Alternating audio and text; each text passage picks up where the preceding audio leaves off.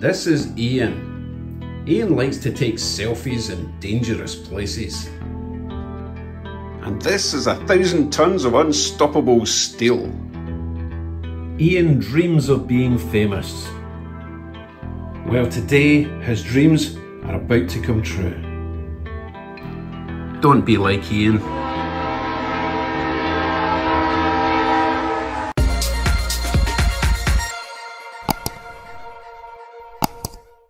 Hello YouTubes, this is an update to my train show treasures video. I asked you to leave a comment on what was your favourite, which one I should put a decoder in, and also just to help me identify some of the locos that I've got. And you left comments.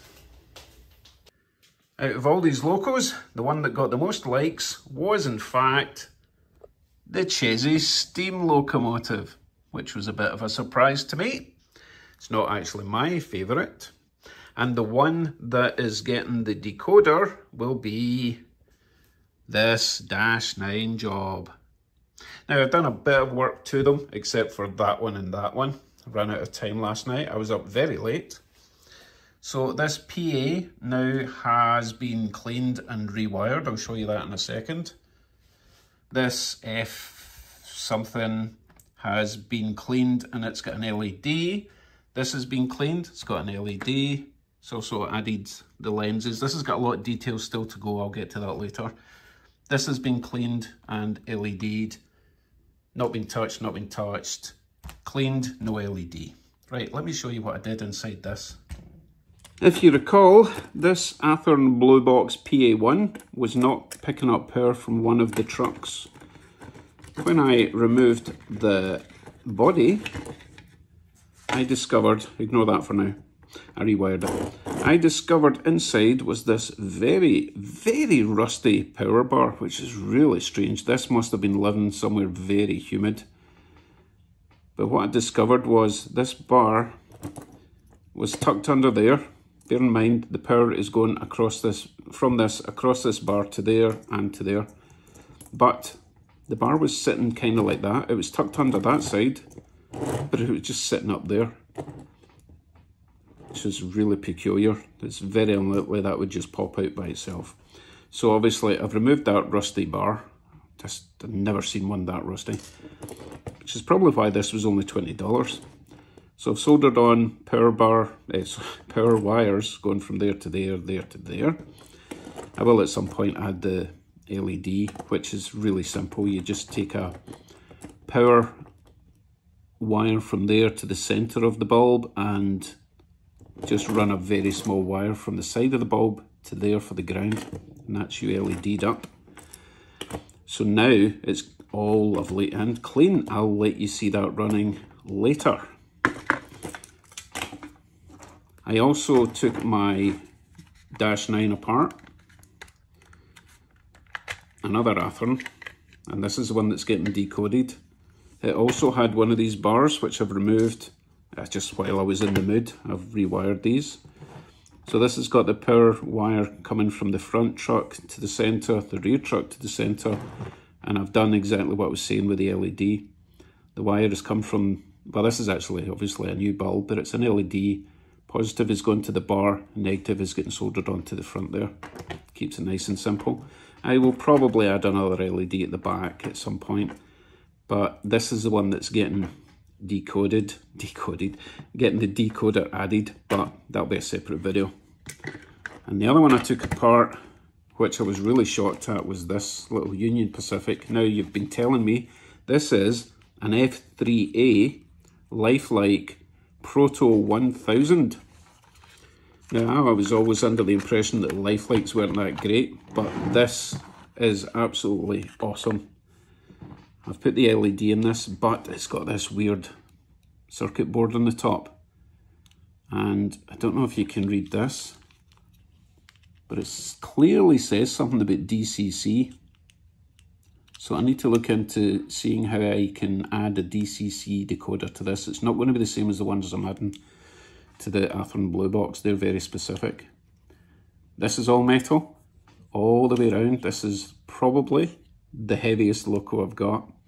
And this, my friends, is my favourite loco from that treasure Trove train show. And it will be making a special appearance at the end of the video because it's going to be hauling a lot of freight around the track. Love this thing. This Chesy Loco it's an okay runner, but it's not quite as good as I would like. It only picks up power from the front right and the rear left, and only on 2 of the wheels at that side, 2 of the wheels on that side. So it's a wee bit choppy over the points because there's a huge distance there between where it has to connect the power. And when it goes over the sort of plastic area of the frogs, it kind of just stutters a little bit, which is a shame, which is why I love the Athearns. They do not have that problem. And my other Chesy, my steamer, it does run good, but this cattle shover out of the way, or I've forgotten what it's called, it's way too low. It's basically scraping along the rails, along the front. So the slightest imperfection on the track, which I have a few of, it kind of jumps. It still goes round, but it's a bit clunky. So I need to maybe just file a few mil off the bottom of the cattle grid. Is that what it's called? Cattle collector? I don't know what it's called. Apart from that, it runs fine. I did notice on closer inspection that this front light has been smashed at some point, so that needs a repair. I really should pay closer attention when I'm at train shows, but I just, you know what, it was in a packet, I couldn't really tell. And the final thing I want to talk about briefly is I was getting into trouble for not testing the Locos. I did test the Locos as much as I could with my 9-volt battery at the show, and I did ask permission from all the sellers if they allowed me to do that, and they were fine with that. So make sure you take a 9-volt battery with you, which is safe because most layouts run 12 volts, so 9 volts fine. It's just enough to get the wheels moving. So I did check them as much as I could. Right, let us see if they're running any better. Up first then is the New York Central PA1 in amazing condition. So the engine's been all nice and cleaned up. Sorry, the motor and the running gear's been cleaned up. It does not have the LED conversion yet. Now this runs pretty much exactly the same as all the other PAs I've got. They're a little bit noisy, but they're very smooth.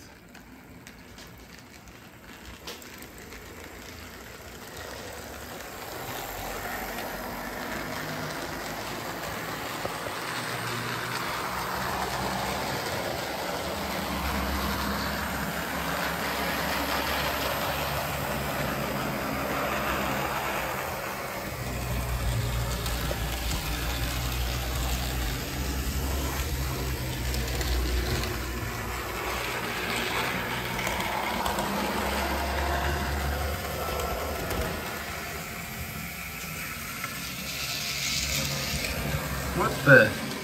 That looks dangerous.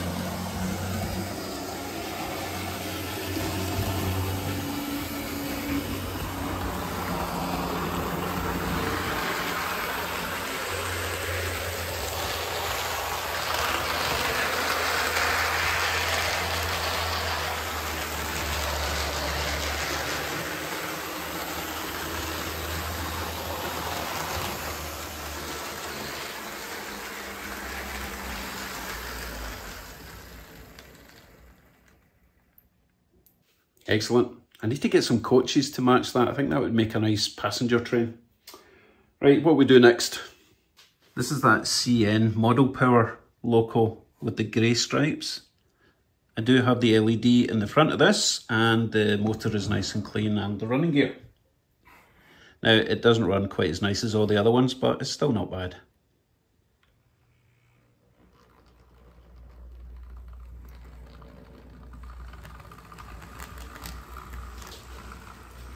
It's actually running quieter than I was expecting, to be honest.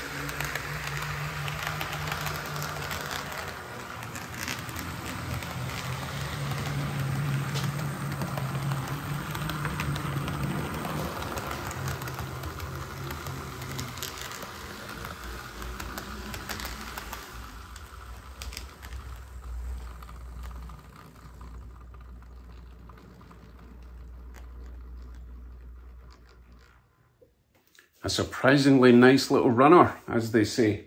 Okay, moving on. It's Chesney O'Clock. So this one runs okay, but as I said before, it's a little bit choppy in the points.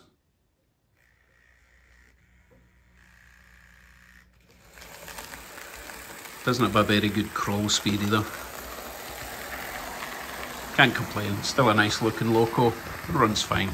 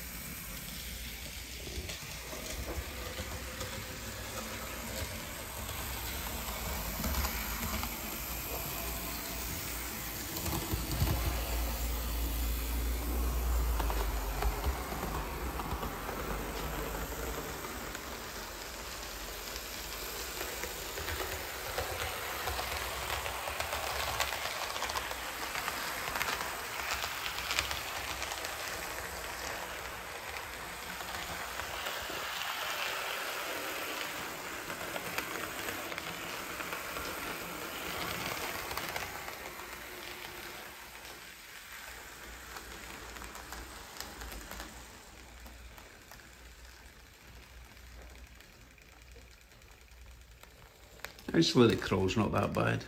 Oh, then it stops. I don't really think there's any way to make this any better. I did strip it down, everything's clean inside.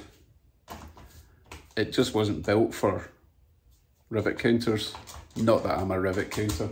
Right, next. It's my big Dash 9. Now this runs very similar to the PA1. I think it's just identical on the underside, so it's a little bit noisier, but it should be super smooth. And of course it's got the LEDs, which are very nice.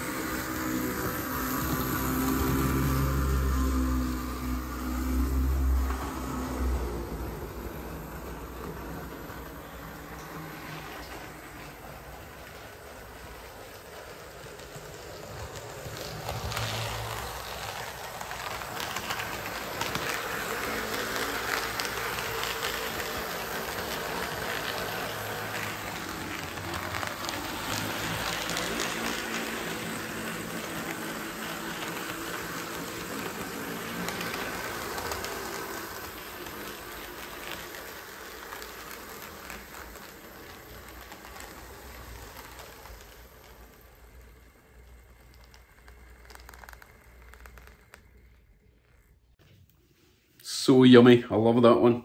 Need more. And finally, I think this little Loco is going to shock you. Listen to this if you can even hear it.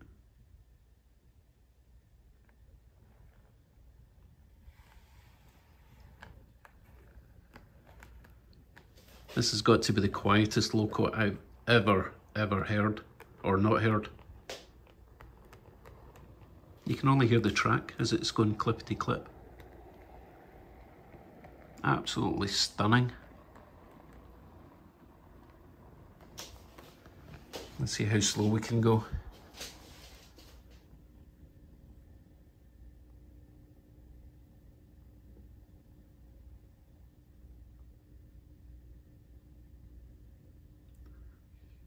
I mean, you really can't hear a thing. Amazing. Okay, so he's on a mission because he needs to get away around and pick up all these tank cars, flag cars, tank cars, more tank cars, and then he's got to pull them up these hills. Good luck, little Loco.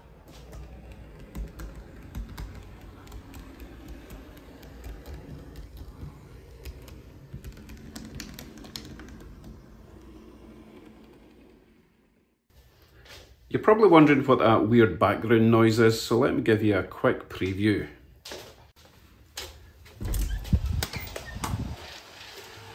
This is a fairly ambitious project.